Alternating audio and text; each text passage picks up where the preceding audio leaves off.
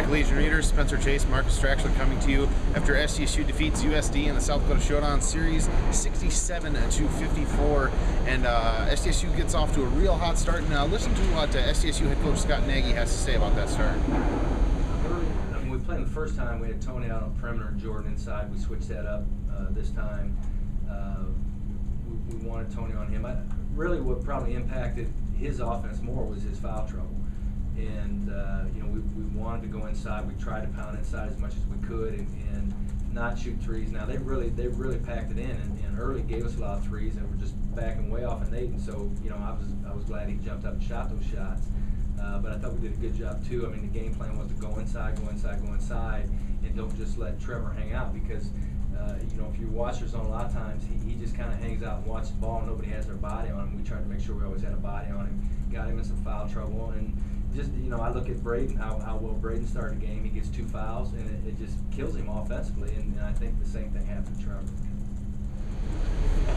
So Marcus, I think it's interesting that, you know, I've heard Coach Nagy talk about how, I don't want to say intimidated, but he has a lot of respect for Gruis, and their game plan was to go right after. Yeah, I find that a little interesting, considering you know that USC is going to play that matchup zone, and they altered it a little bit, but it sounded more like a box and one with a trap kind of deal, and it worked to a certain extent on Walters, but SDSU is a pretty good three-point shooting team. You know, of the top 10 career shooters they've had here at SDSU, 4 of them are active players, and all those guys got shots today. Walters, Dykstra, Carlson, White, those guys had shots and they made them. They hit 7 in the first half. So I think that's, I don't know. I don't know what the strategy was on the side of USD, because you know they reference this defense that they've adopted as a new one, and I question the effectiveness. But if it's new, maybe they got to work some things on that. And with the exception of one position, SDSU having a size advantage in the other 4. And Jordan Dykstra certainly using that to his advantage, coming up with 14 rebounds, also hitting the 1,000-point mark on the night. But that first, I think, 4.5 minutes of the second half, was on 6 boards. I think 2 or 3 of them were offensive rebounds. Yeah. And it was at that point, he really just kind of made it his game. Yeah, somebody mentioned that he played with a lot more energy, and I think that's certainly the case, comparing it to the first game. Yeah, he played well, and I think there's something to be said for, you know, when Walters and Dykstra are able to play well together. This is a very tough mid-major team to stop in that scenario.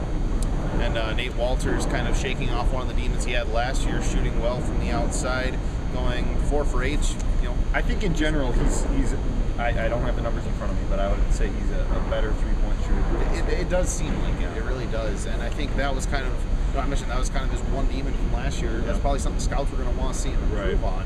So I think it's, and Coach Nagy even mentioned that he was glad to see Nate start knocking down some of those three-point jumpers, because that's something last year's Nate Walters wouldn't have been able to do. Yeah, and I actually did talk to a scout a while back, and he did mention that this is sort of the one thing that probably would be a knock on Walters, but he has shot the ball much better over the course of this season.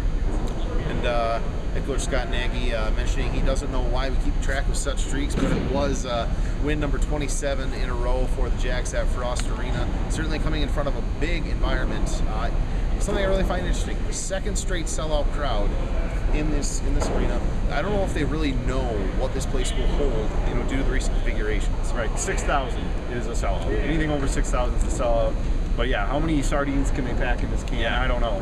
So I think that the modern record, I guess, is 6,200, and that was before these bleachers were changed. So Scott Nagy doesn't know why we keep streaks like that. It's so you and I have something to talk about. Yeah, it makes our job so much easier, Coach. Please look into that. And this is a big time storyline when you consider, you know, all the teams that come through here. Some good, some not so good, and they've been steady all the way through. I would suspect that Saturday will be win 28, but these Kangaroos were the ones that were the last loss here.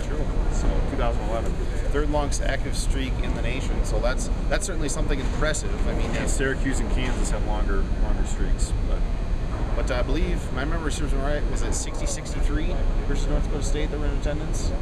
Yeah, 60 something. Yeah, it was 60-60. We're not good with memories either. Yeah, but we can see on this piece of paper right here, 6130 in attendance tonight versus USD. I want to talk about this because I'm always fascinated. The Tim Kirkshin like ref, Mike Sanzier, we commonly see him at the Summer League tournament, usually for the championship game and the semifinal round.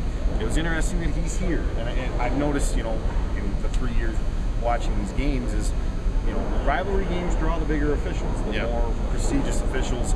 The other two officials are pretty well regarded.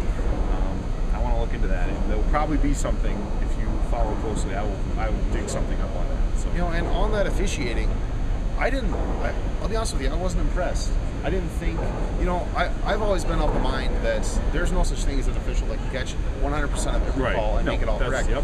But I think you should be consistent. If you're going to call charges really softly, call charges really softly. If you're going to call pushes, call pushes. But I saw a wildly inconsistent set of refs. Here's what I'll say, and one of the big things about being a referee is that you want to call what the other two are calling. I think each individual official called consistently. I don't know if as a unit they called it together. Because one of the refs kept calling that one soft charge, but if you saw it, with another guy who that was his call underneath the basket, it didn't get called. So I think there's something to be said for that too. Plenty of foot stomping from Nagy, plenty of screaming from the crowd of the officials. I like that. Tonight. I like that. Yeah.